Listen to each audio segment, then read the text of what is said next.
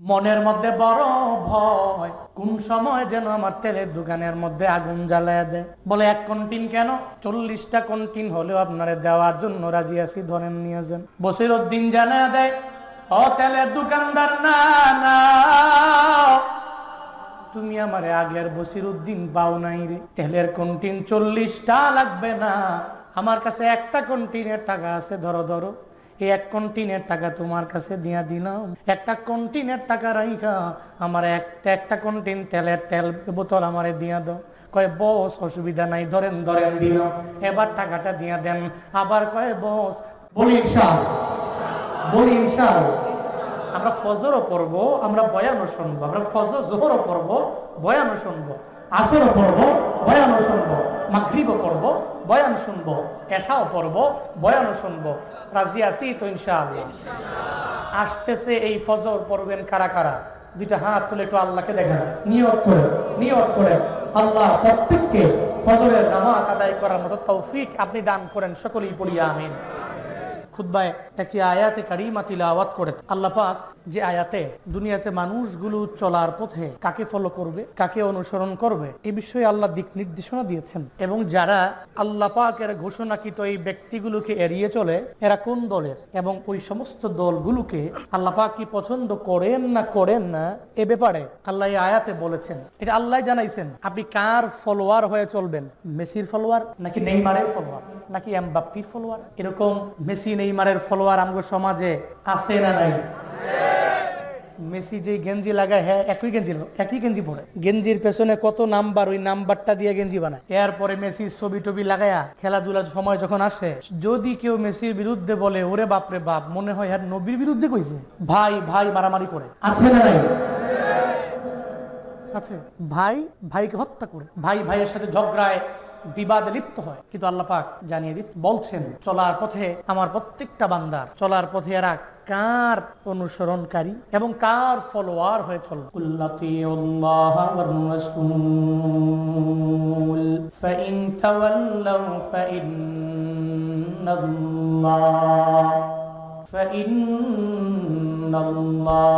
লা ইউহিব্বুল কাফিরিন।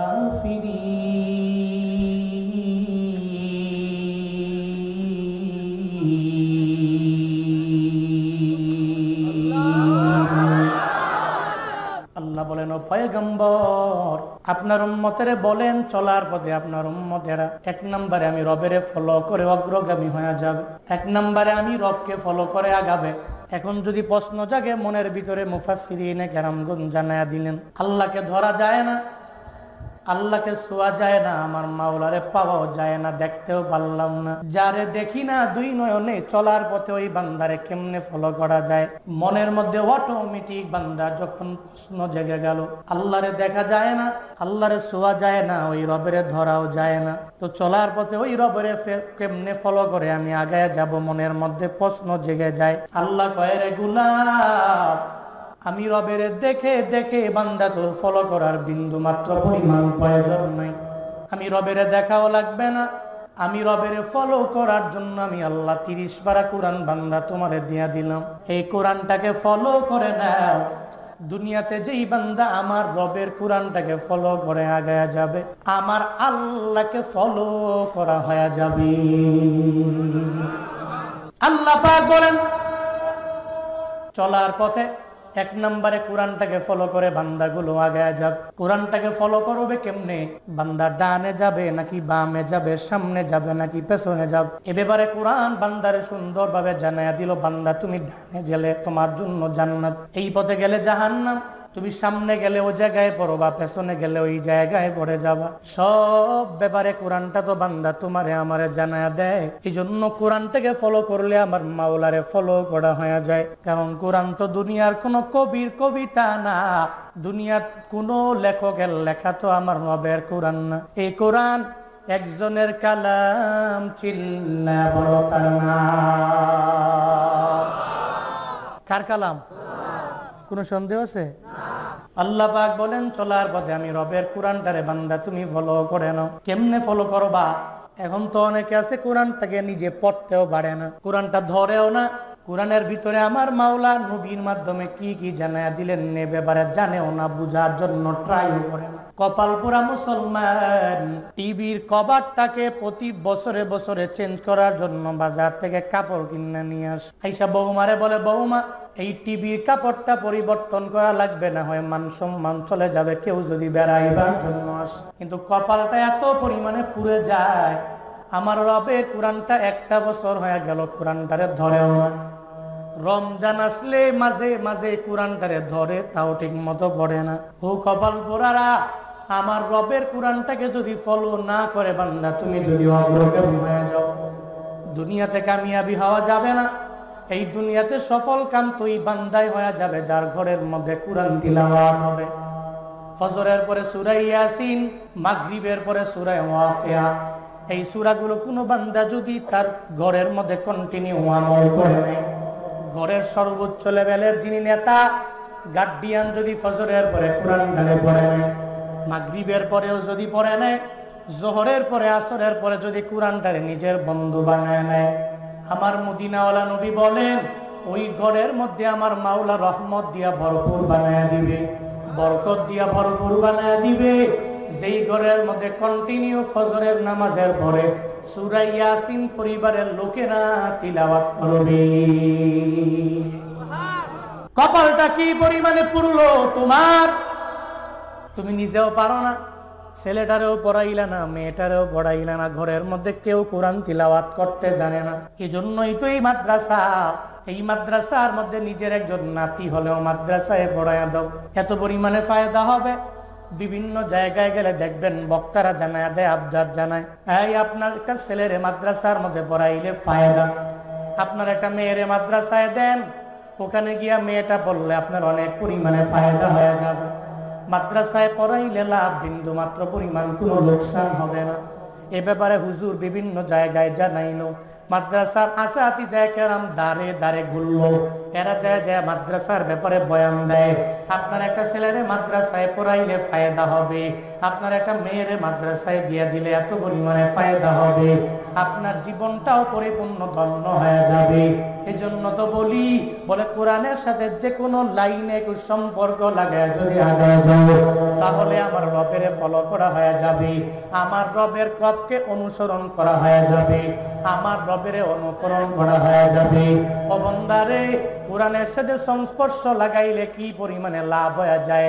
আমি ঘটনাগুলি হয় জায়গায় গেলে, আল্লাহর এক বান্দা ডাকাতি করে মানুষের দাঁড়ে দাঁড়ে দাঁড়ে দাঁড়ে ঘরে ঘরে যায়, আর গিয়া গিয়া গোপনে গোপনে ডাকাতি করে, আর মানুষের দরবারে যায়, মানুষের দরবারে যায় পিস্তল ঠেকায়, এরপরে তরবারি ঠেকাইয়া মানুষের দরবার থেকে ডাকাতি করে টাকা নিয়ে যায়।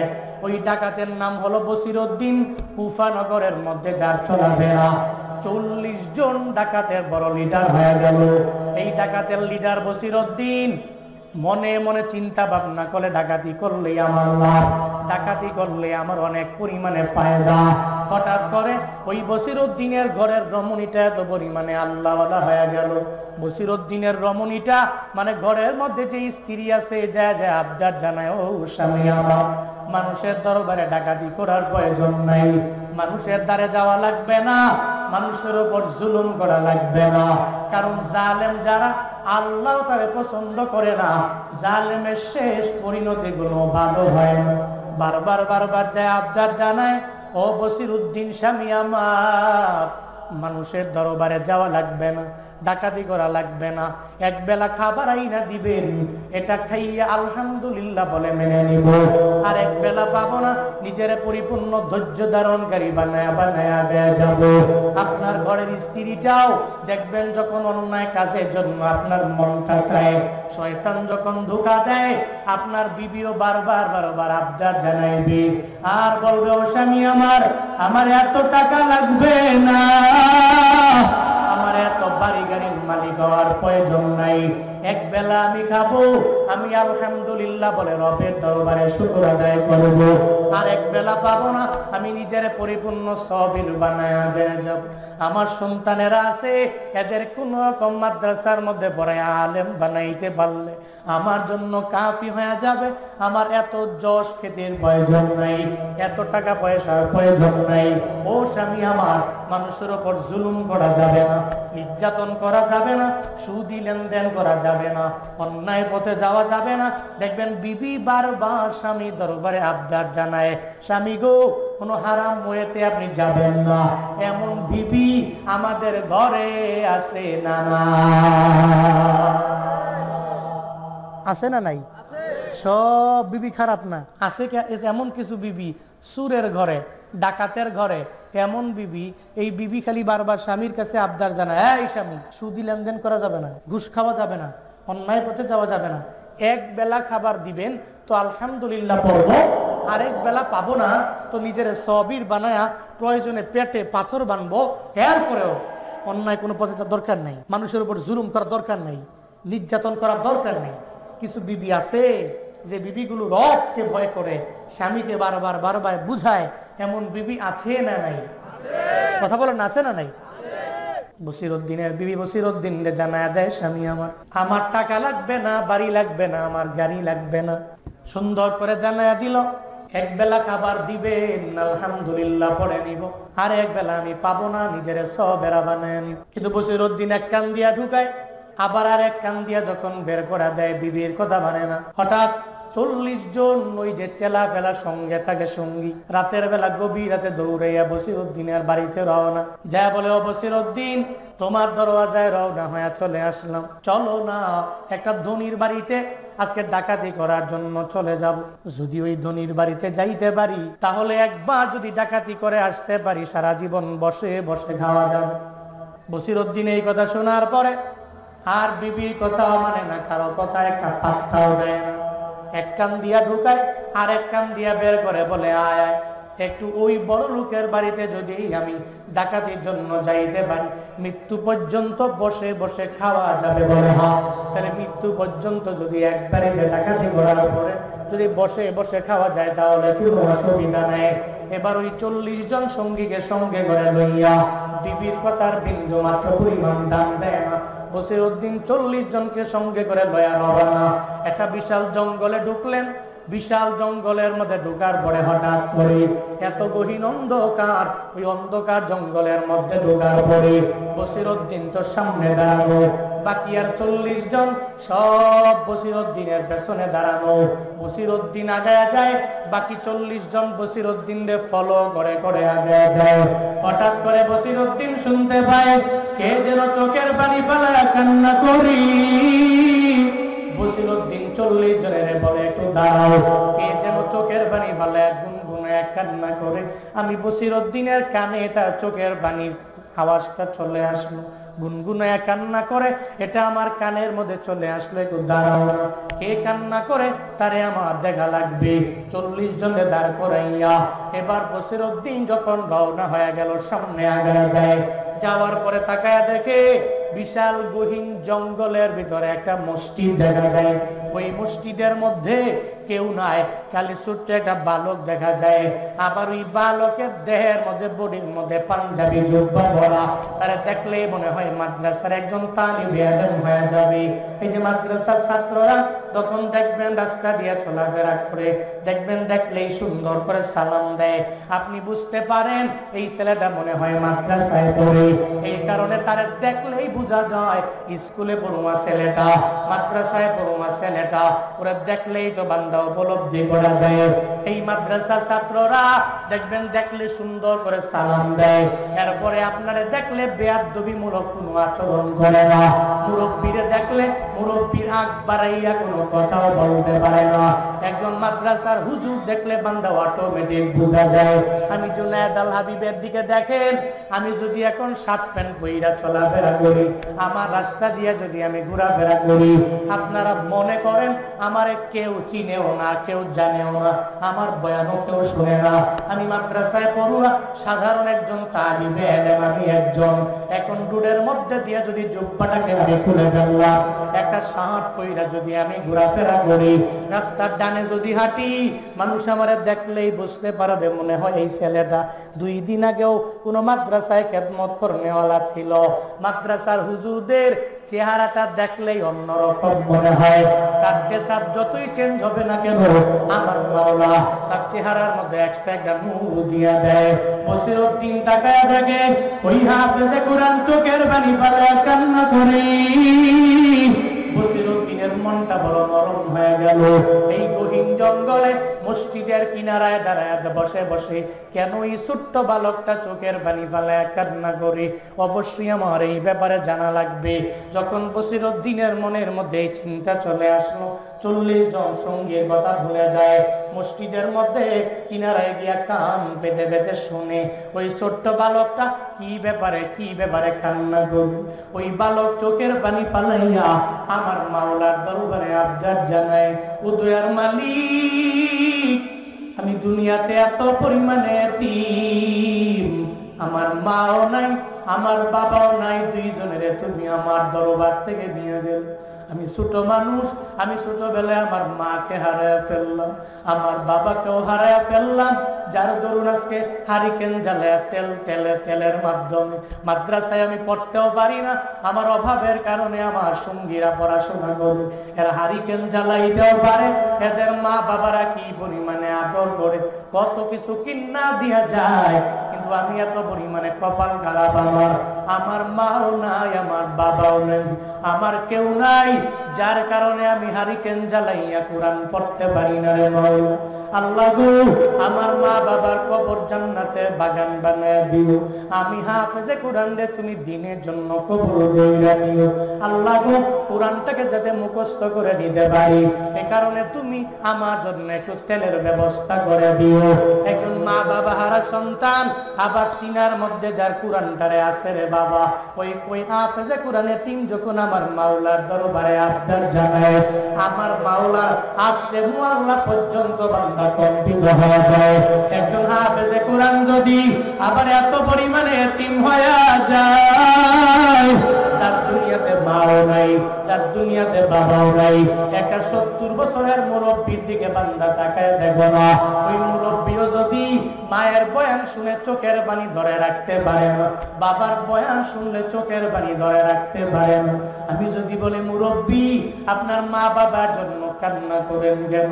আপনিও তো কয়েকদিন পরে দুনিয়া থেকে বিদায় নিয়ে চলে যাবেন, এরপরে ওই মুরব্বী দেখবেন চোখের পানি বন্ধ করতে পারবেন। মুরব্বীও জানে আমার মা আমার এত পরিমাণে আপন ছিল, আমি বাড়িতে যাওয়ার পরে আমার মায়ের পাই না, আমার বাবার পাই না। একটা মা বাবা হারা সন্তানের কি পরিমাণে বেদনা রে বাবা। যারা এতিম হয়ে যায়, ওই এতিমেরাই বুঝতে পারে মা বাবার কি পরিমাণে বদর। আবার মা বাবাও যদি একটা সন্তানকে হারায় ফেলে, মা বাবাও জানে কি পরিমাণে বদর। একটা সন্তানের জন্য কি পরিমাণে কান্না জানো?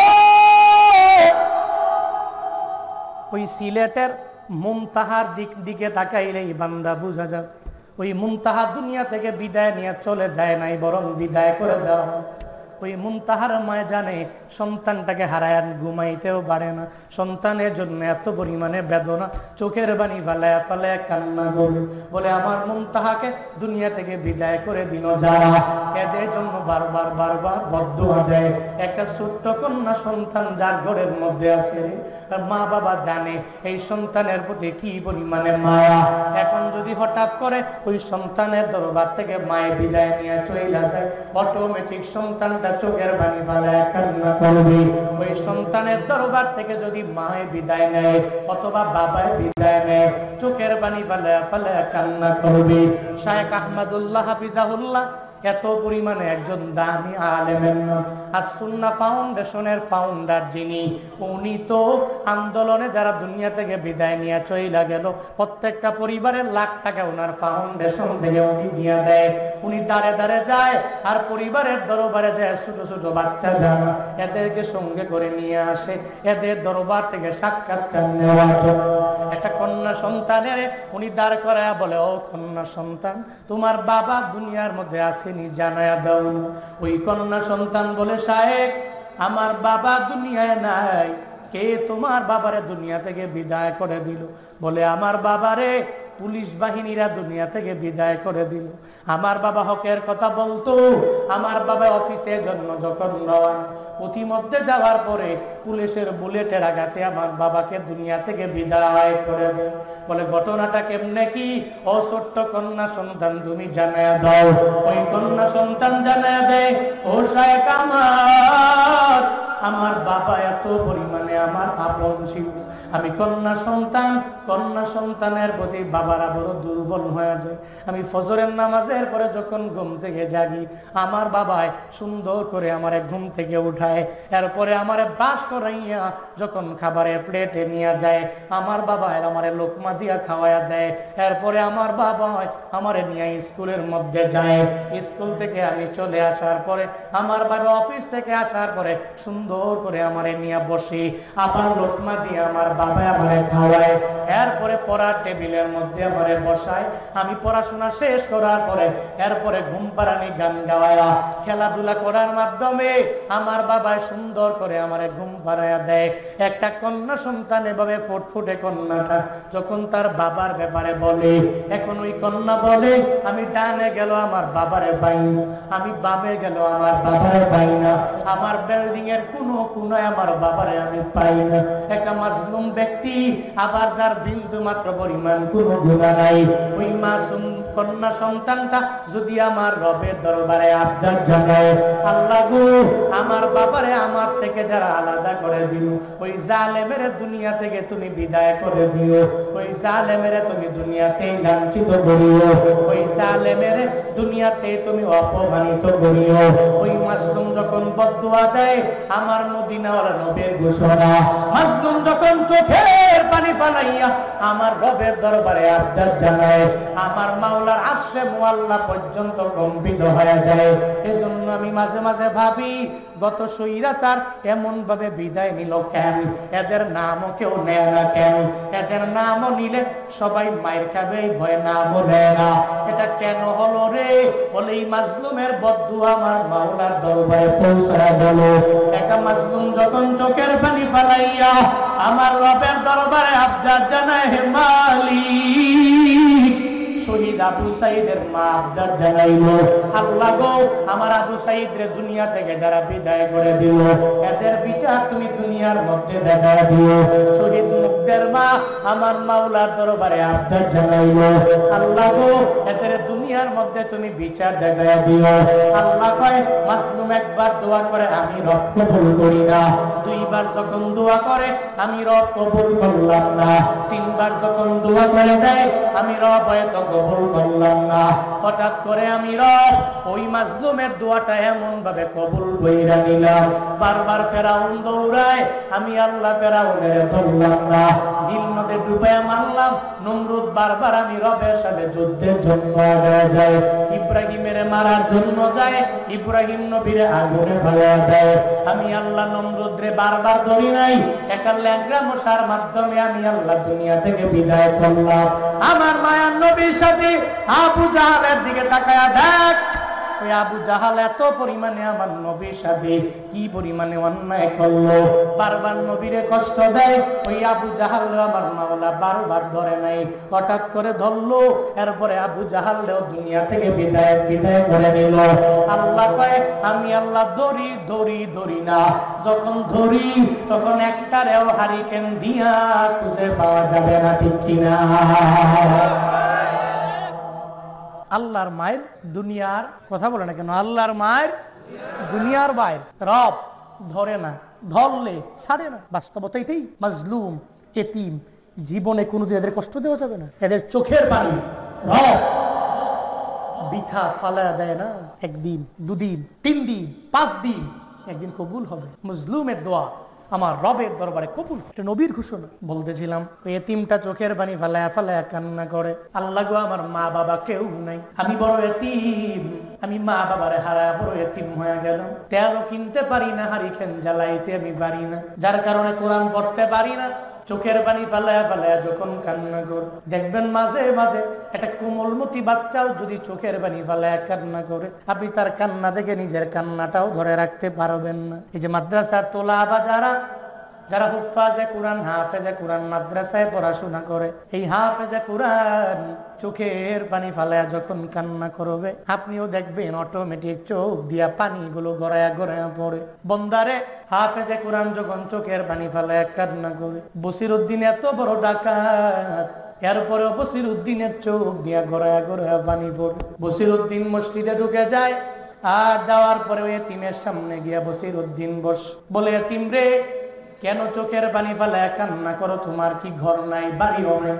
ওই হাফেজে কোরআন জানায়া দেয়, বসিরউদ্দিন, এই দুনিয়াতে আমার মাও নাই, আমার বাবাও নাই, আমার ঘরও নাই, আমার বাড়িও নাই, আমার মায়ার নবী বড় এতিম। বসিরউদ্দিনের ওই নবীর এতিমের ঘটনা আমার মায়ার নবীর মনে পড়ে গেল। রহমাতুল লিল আলামিন এতিমরে দেখলেই ধইরা নিয়া নিয়া আমার মায়ার নবী চলে যাইতেন আয়েশার ঘরে। উম্মাহাতুল মুমিনিন আয়েশার ঘরের মধ্যে আমার মদিনাওয়ালা নবী নিয়ে গেলেন। হঠাৎ একদিন মসজিদে নববী থেকে বের হয়ে যখন হুজুরার দিকে আমার নবী যায়, যাওয়ার পথে তাকায়া দেখে অনেকগুলো শিশুরা মাঠের মধ্যে খেলাধুলা করে। একটা শিশু খেলেও না, গায়ের মধ্যে কোনো ড্রেস নাই, খেলার মাঠের পাশে দাঁড়াইয়া চোখের পানি ফালায়া ফালায়া কান্না করে। মায়ার নবী গিয়া বলে, এই ছেলে, সব বাচ্চারা খেলে, তুমি কেন এখানে দাঁড়ায় দাঁড়ায় চোখের পানি ফালায়া কান্না করো? ওই ছেলে বলে, হুজুর, আমার মা বাবা কেউ নাই, আমার মতো এতিম দুনিয়ায় কেউ নেই, আমার ঘরও নাই, আমার বাড়িও নাই, দুনিয়াতে আমার কিচ্ছু নেই। নবী বলে, আয় আয়, আমি তোরে সঙ্গে করে নিয়ে যাব। আজকে থেকে তুই আমারে বাবা বলবা, আমার স্ত্রী আমার বিবি আয়েশারে আম্মা বলবা।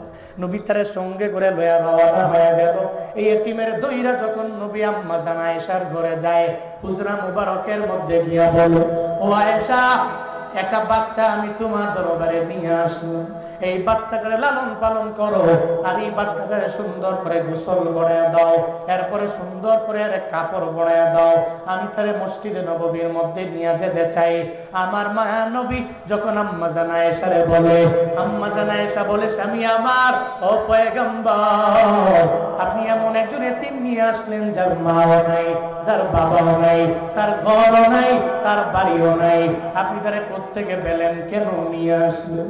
মায়ার নবী চোখের বাড়ি ছেড়ে দিয়া বলে, আয়েশা, আমার একটা বারের জন্য তার পরিচয় দেওয়ার জন্য বইল না, একটাই তার পরিচয়, এই জগতে ওর দুনিয়ার মধ্যে কেউ নাই, ওর মাও নাই, ওর বাবাও নাই, ওর ঘরও নাই, ওর বাড়িও নাই, তারে সুন্দর করে গোসল করায়া দাও, একটা নতুন কাপড় পরিধান করায়া দাও, আমি তারে সঙ্গে করে লয়া চলে যাব।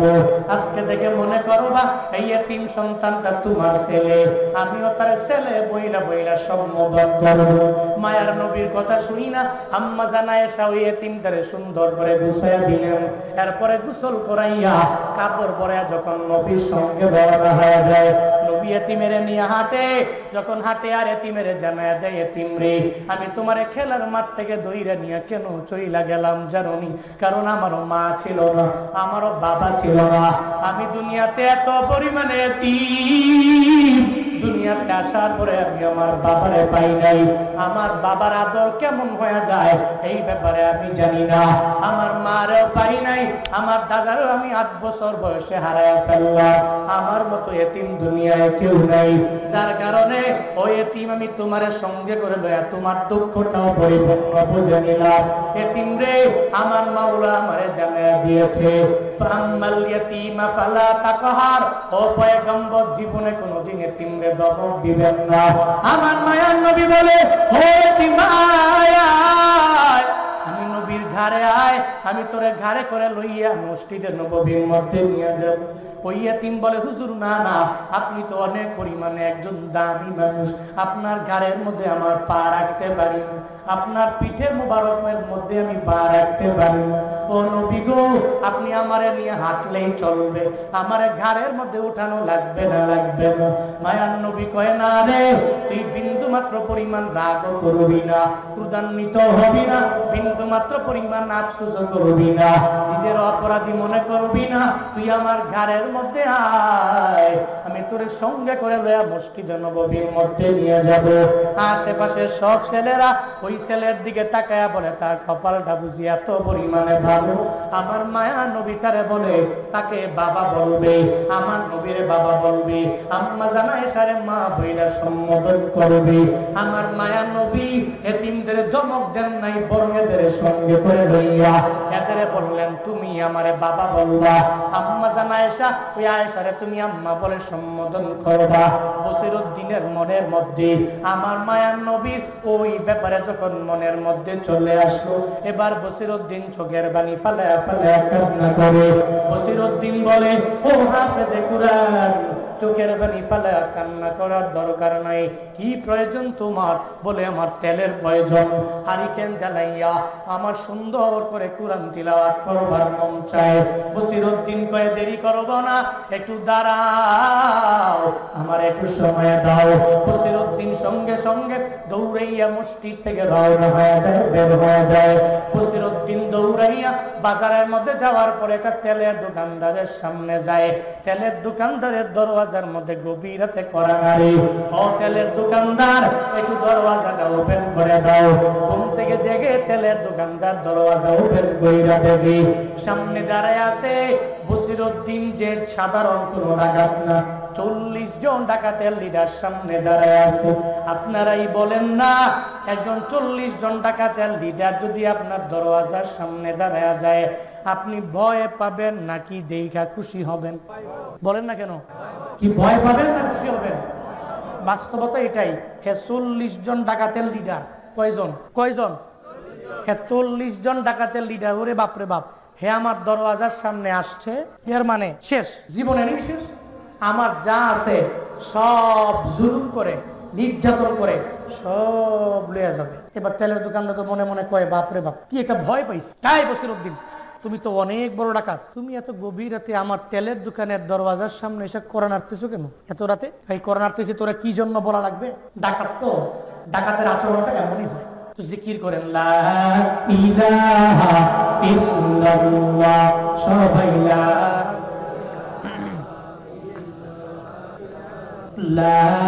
ইলাহা ইল্লাল্লাহ, লা ইলাহা।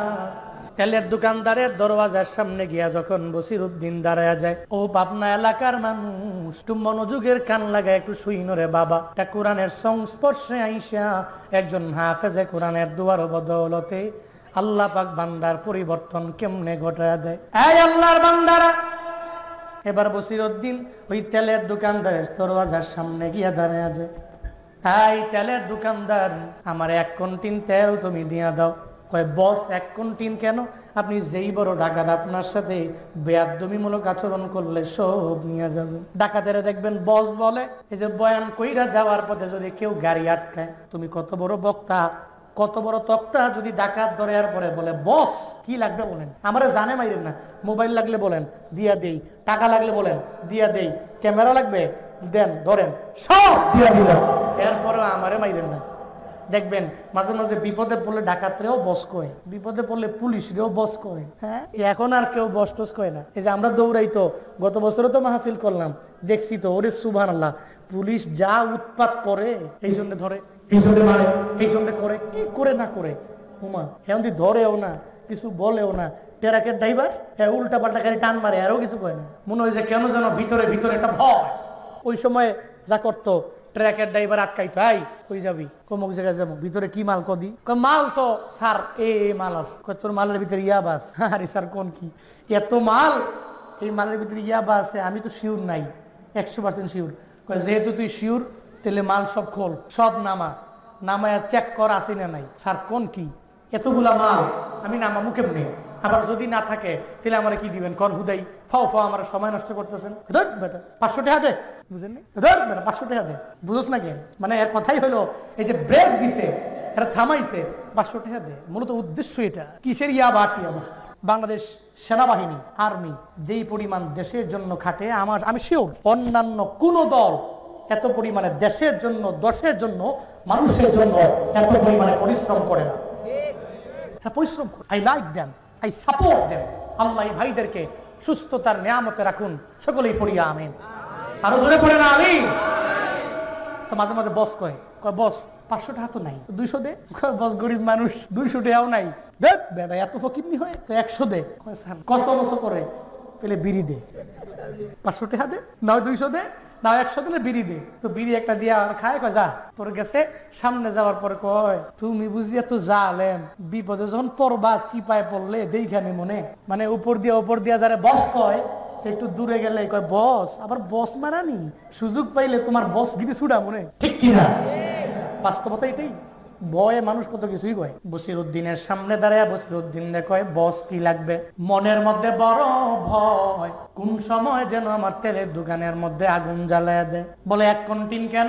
40টা কন্টিন হলেও আপনারে দেওয়ার জন্য রাজি আছি, ধরেন নিয়ে যান। বসিরউদ্দিন জানা দেয় ও তেলের দোকানদার, না না তুমি আমার আগের বসিরউদ্দিন পাও নাই রে। তেলের কন্টিন 40টা লাগবে না, আমার কাছে একটা কন্টিনের টাকা আছে, ধরো ধরো এই 1 কন্টিনের টাকা তোমার কাছে দিয়া দিলাম। একটা কন্টিনের টাকা রাইখা আমার একটা কন্টিন তেল বোতল আমারে দিয়া দাও। কয় বস অসুবিধা নাই, ধরেন ধরেন দিল, এবার টাকাটা দিয়া দেন। আবার কয় বস কোথায় যাবেন, কোন জায়গায় নিয়ে যাবেন, একটু আমার ঘাড়ের মধ্যে উঠাইয়া দেন। আমি ঘাড়ের মধ্যে উঠাইয়া যেই জায়গায় আপনি যাবেন ওই জায়গায় আমি পৌঁছাইয়া দিব। বসিরউদ্দিন কয় না রে, তুই আমার আগের বসিরউদ্দিন পাও নাই, আমি আর আগের বসিরউদ্দিন নাই। এই তেলের কন্টিনটা তোর ঘাড়ের মধ্যে উঠানো লাগবে না, তোর মাথার মধ্যে উঠানো লাগবে না। এই তেলের কন্টিন তুই আমার ঘাড়ের মধ্যে দাও, আমার মাথার মধ্যে উঠাইয়া দাও। কারণ একজন হাফেজে কোরআনের মায় আমি পড়ে গেলাম, একজন হাফেজে কোরআনের দয়ায় আমি পড়ে গেলাম। তার কথা শুই না আমার মনটা এত পরিমাণে নরম হয়ে গেল।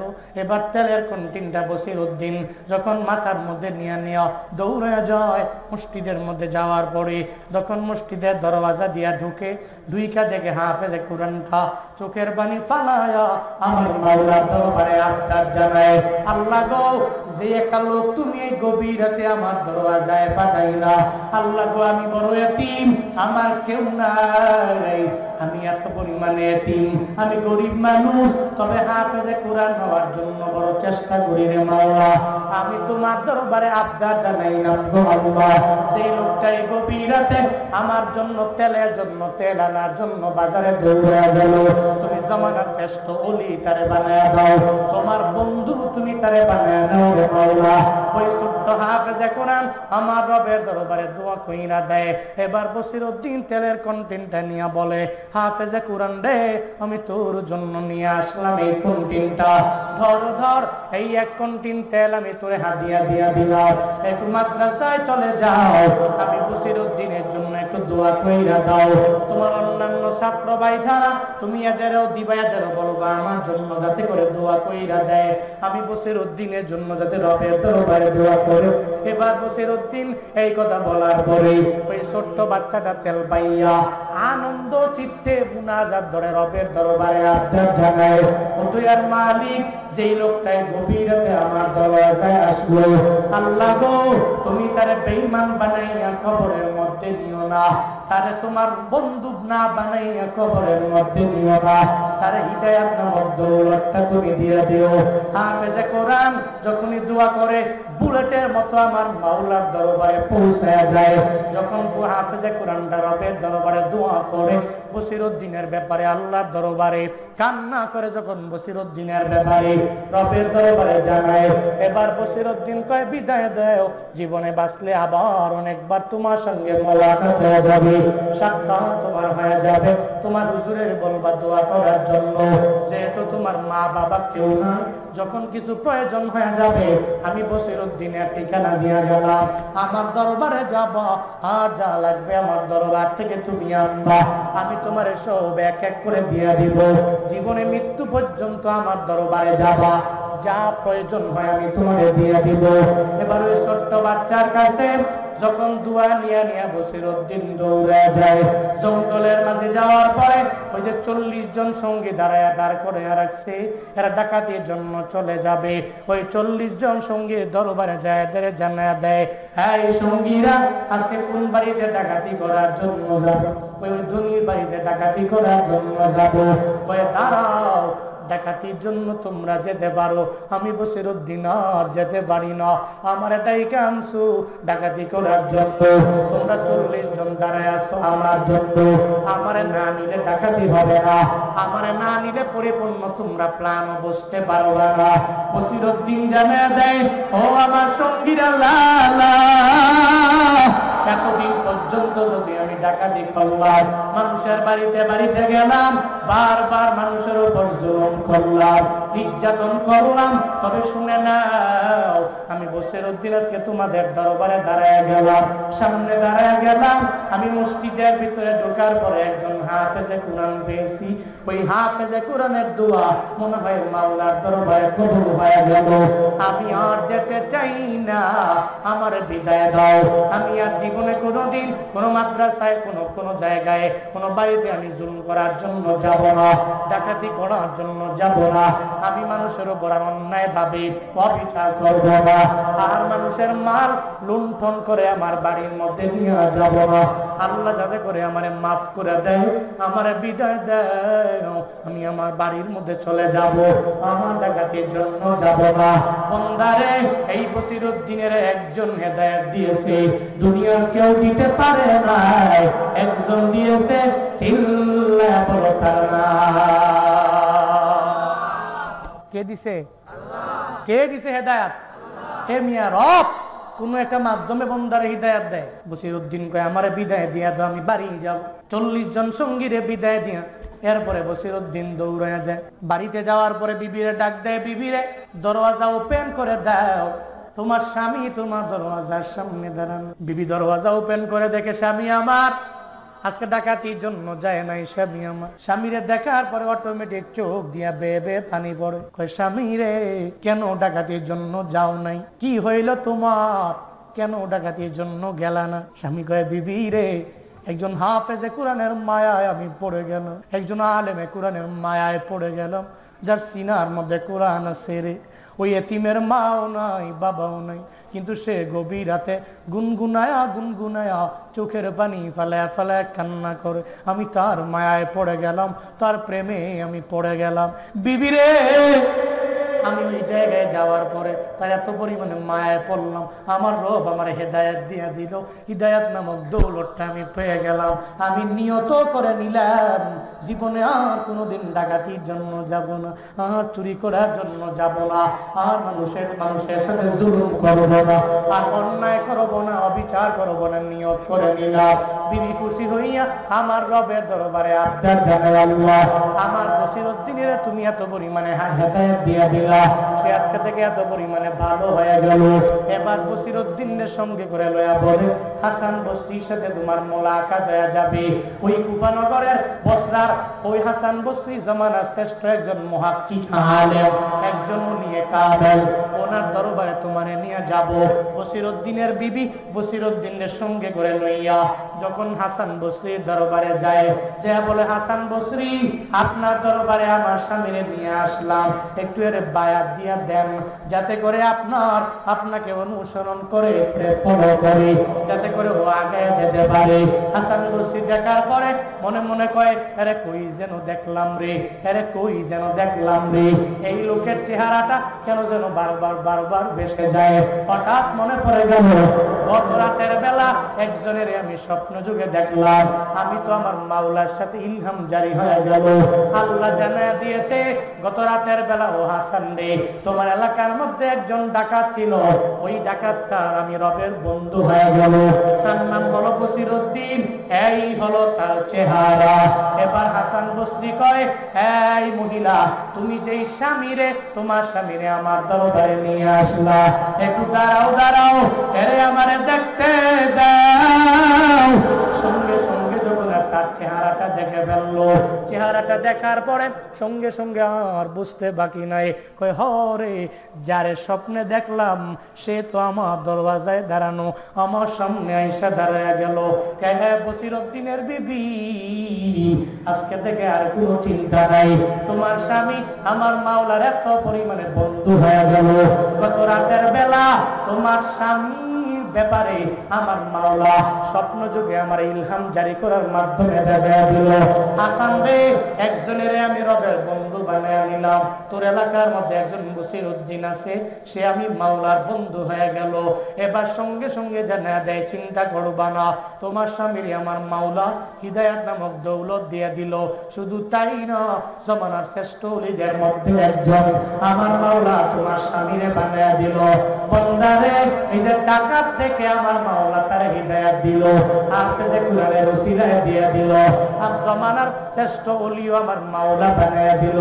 দুনিয়ার কেউ বানায় নাই, একজন বানাইছে, চিল্লায়া বলো তার নাম।